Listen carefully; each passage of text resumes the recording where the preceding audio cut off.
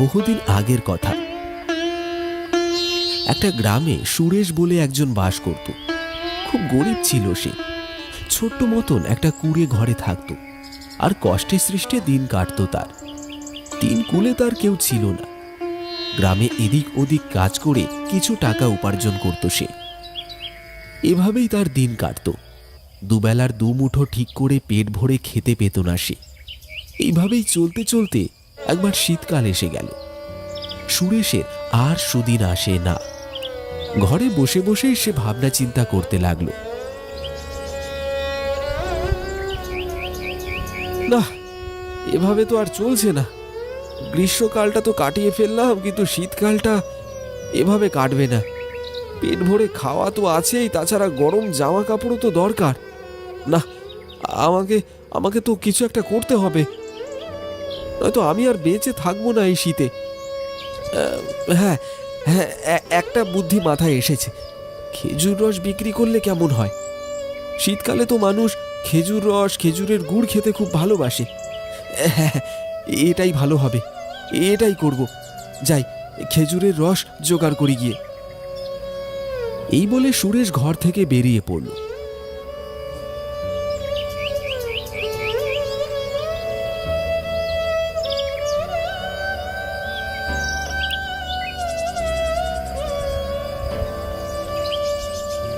কিন্তু তার ভাগ্য বেজায় খারাপ।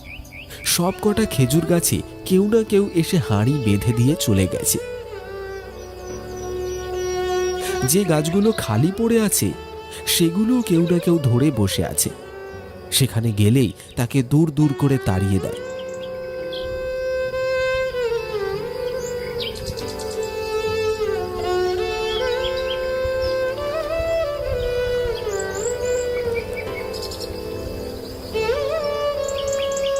সুরেশ মনের দুঃখে এসে বসল পুকুর পাড়ে। বেজায় মন খারাপ তার। সে মন খারাপ করে বসে আছে পুকুর পাড়ে। এমন সময় সেখানে এলো মদন। মদন সেই গ্রামেরই ছেলে, সুরেশের খুব ভালো বন্ধু।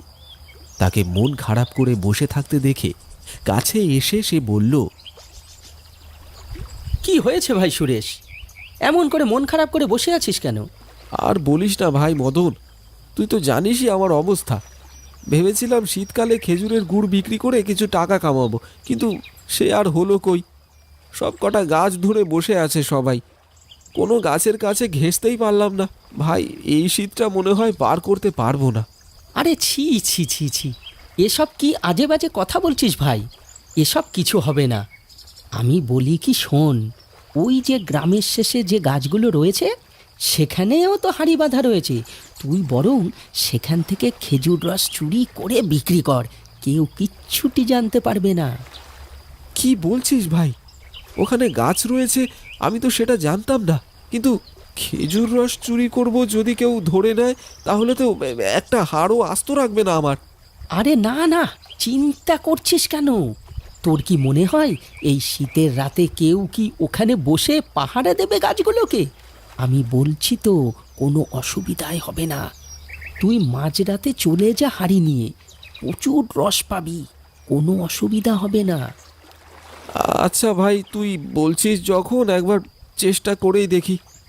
ঠিক আছে ভাই, দেখে আসি কি করতে পারি। এই বলে সুরেশ মদনের কাছ থেকে বিদায় নিয়ে চলে গেল গ্রামের একেবারে শেষ প্রান্তে। গিয়ে দেখে সেখানে সারি সারি খেজুরের গাছ। প্রত্যেকটা গাছে হাঁড়ি বাঁধা রয়েছে।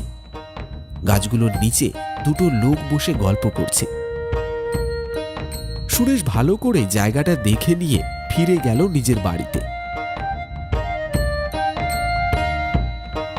ধীরে ধীরে বিকেল গড়িয়ে সন্ধ্যা হলো, আর তারপর রাত।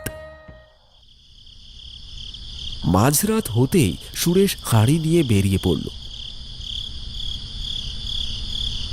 সে হাঁটতে হাঁটতে এসে পৌঁছল সকালের দেখা সেই জায়গাটায়।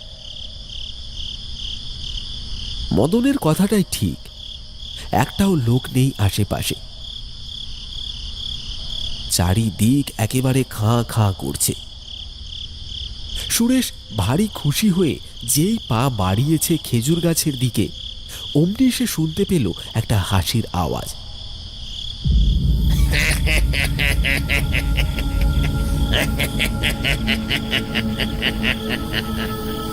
মাঝরাতে এত জোরে হাসির আওয়াজ শুনে ভয়ে কাঠ হয়ে গেল সুরেশ।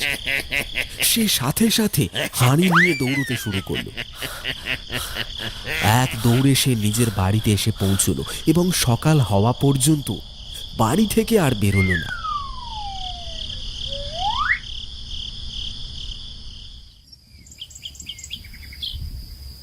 সকাল হওয়ার পর সে গেল তার বন্ধু মদনের কাছে।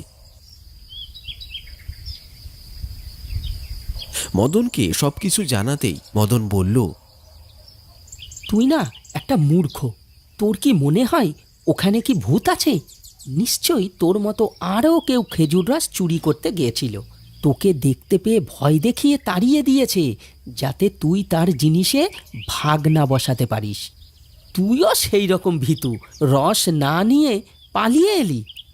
আজকে আবার যা, আর খবরদার একদম ভয় পাবি না। মদনের কথা শুনে সুরেশ আশ্বস্ত হয়ে বাড়ি ফিরল। আবার মাঝরাত হতেই হাঁড়ি নিয়ে বেরিয়ে পড়ল সে। হাঁটতে হাঁটতে চলে এলো আবার সেই জায়গাটাতে। আর আজকেও সেই একই অবস্থা। সারি সারি খেজুর গাছে হাঁড়ি বাঁধা আছে, চারিদিকে কেউ নেই। সুরেশ যেই আবার গাছের দিকে পা বাড়িয়েছে অমনি হাসির আওয়াজ শুনতে পেল।